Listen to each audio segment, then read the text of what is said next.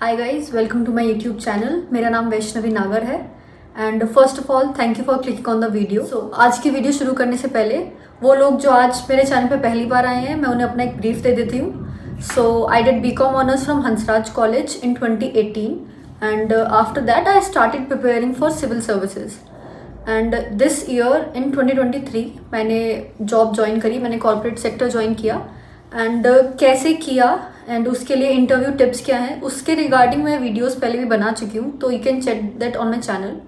आज हम स्पेसिफिकली बात करेंगे सीवी के रिगार्डिंग एंड आई होप मेरी सीवी जिस तरह से मैंने बनाई है उस तरह को अप्लाई करके it can help you as well. So आज की वीडियो शुरू करते हैं। फर्स्ट स्टेप, हर एक चीज़ जो भी आपको अपनी सीवी में चाहिए उसे एक जगह नोट डाउन कर लीजिए in simpler terms. But in case आपको पता ही नहीं है कि मतलब शुरू कहाँ से करना है, कुछ भी आपके पास टेम्पलेट नहीं है, कुछ भी नहीं है, तो आप कहाँ से शुरू कर सकते हैं। आप सिंपली गूगल पे जाइए एंड टाइप करिए फ्री सीवी मेकर या फ्री सीवी ऑनलाइन मेकर। तो उस पर क्या होगा कि इस तरह के आपके पास लिंक्स मिल जाएंगे आपको, जहाँ पे आप जाएंगे तो उसमें सिर्फ वो इन्फॉर्मेशन पूछते रहेंगे एंड आपको उसमें से फिल करनी है सिंपली। इससे पहले वो आपसे पूछेंगे कि आपको टेम्पलेट कैसा चाहिए, कि आपकी सीवी दिखनी कैसी चाहिए। तो जो भी आपको वो आपके टेस्ट पे भी डिपेंड करता है। दूसरा, आप इस चीज़ का भी ध्यान रखें कि वो थोड़ी सी क्लासी लगे। क्लासी इन द सेंस कि बहुत ज़्यादा कलर्स का भी नहीं यूज़ होना चाहिए और एकदम सिंपल भी नहीं।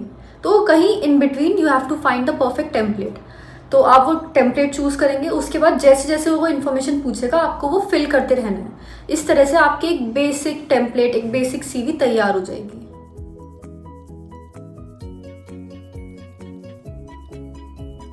या फर्स्ट थिंग कि एक पेज पे होना चाहिए एंड दूसरी चीज़ खाली खाली नहीं लगना चाहिए, बहुत ज़्यादा भरा हुआ भी नहीं लगना चाहिए। आपको सिर्फ उतना भरना है कि जितनी चीज़ें ज़रूरी हैं। आप उसी चीज़ को बढ़ा चढ़ा के घुमा फिरा के लिखेंगे तो वो बोरिंग हो जाएगी आपकी सीवी।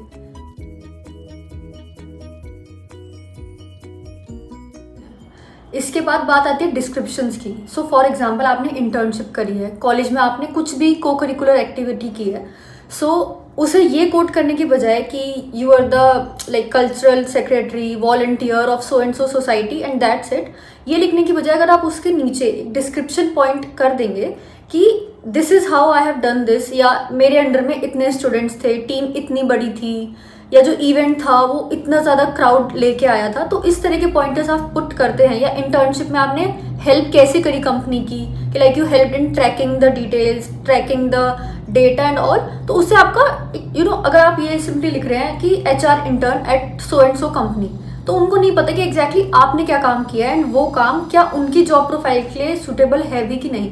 तो आपको थोड़ा सा डिटेल देना होगा।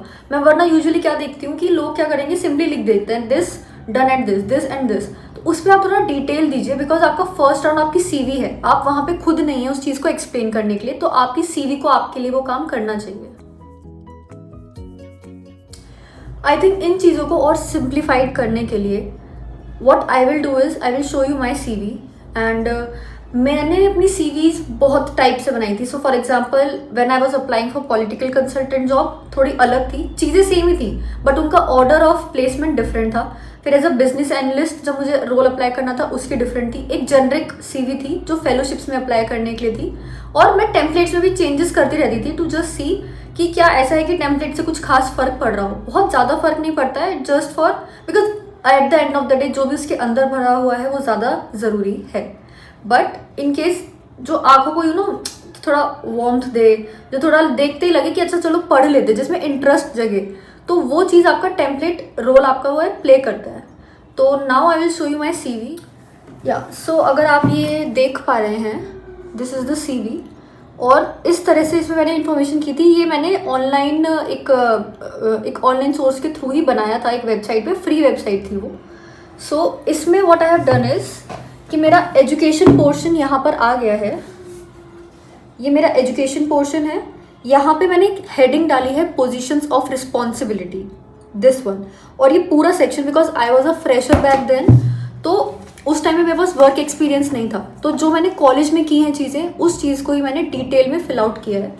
सो in this case I was like central counsellor जब मैं कॉलेज स्टूडेंट यूनियन में पार्ट थी।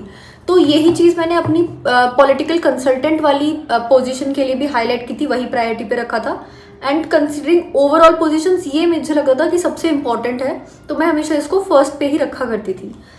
सो अब एग्जाम्पल के तौर पे मैंने इस चीज़ को एक्सप्लेन कैसे किया। What I have written is कि co-managed college events such as elections and annual cultural fest. तो रिक्रूटर को नहीं पता है कि एज अ सेंट्रल काउंसलर मैंने किया क्या है, तो आप उन्हें बता सकते हैं कि आप कॉलेज इलेक्शंस में और फेस्ट में इन्वॉल्व थे। देन आई हैव रिटन कि I sketched out election campaigning strategies and manifesto. And the third one is addressed and resolve students issues.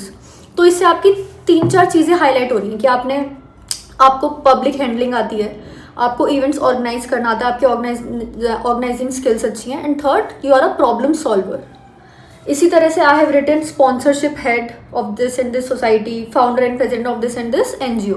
सो इस तरह से you have to fill in information and उसको फिर आपको ये ऑर्डर ऑफ प्रेफरेंस आपको fill करना है कि क्या आपको लगता है ज़्यादा वेट रखता है आपकी सीवी में। Then on the right side I have written down the skills, then there is internships, then the project, career break and interest. So gap year students को इसमें इंटरेस्ट होगा कि करियर ब्रेक को मैंने किस तरह से लिखा था।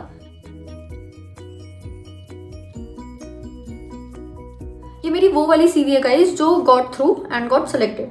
सो करियर ब्रेक में I have in detail wrote this. इसमें हेडिंग में ये prepared for UPSC civil services exam, bracket में I have written the years for which I have prepared, and इसमें आई हैव रिटन एडवांस में general knowledge, societal understanding and research skills and learn patience and self discipline. तो इसमें मैंने वो course subjects जो मैंने पढ़े वो भी लिख दिए, और इससे एज अ पर्सनैलिटी मैंने क्या क्या डेवलप किया वो भी लिख दिया।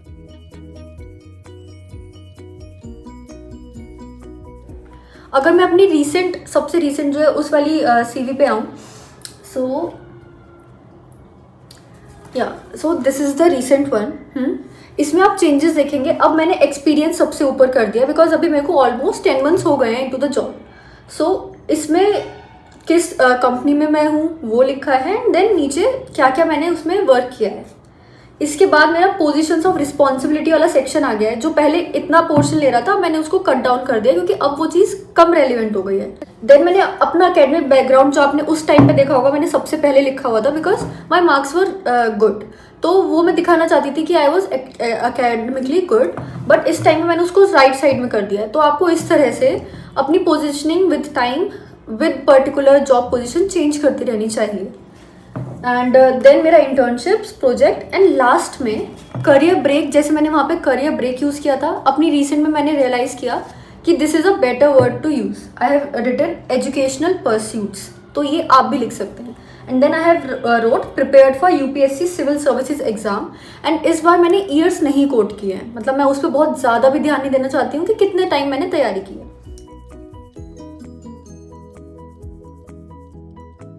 कुछ लोग आप में से इसमें भी इंटरेस्टेड होंगे कि स्किल्स में क्या क्या पॉइंटर्स मैंने लिखे हैं।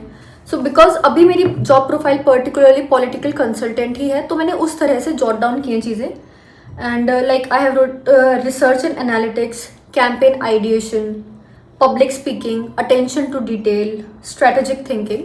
एंड इस अपार्ट फ्रॉम दिस कि so we use MS Excel, MS Word and MS PowerPoint, but I have particularly wrote MS PowerPoint so that in case they ask कि मतलब मेरा फर्स्ट स्किल मैंने ये लिखा हुआ है, तो इन केस दे आस्क कि अच्छा कोई आप एग्जांपल दे सकते हैं, तो ये वाली जो सीवी है ये मैंने खुद से MS PowerPoint पे ही बनाई है because it was easier to use. मतलब मुझे वर्ड से ज़्यादा PowerPoint ईजी लगता है, मे बी द रीज़न कि मेरे को जॉब में it's more helpful, I am more tech savvy on this. So मैंने ये चीज़ सेम इस पे ही बनाई है। तो I can quote this example as well कि मेरी PowerPoint skills are good because I have like this CV is an example of this.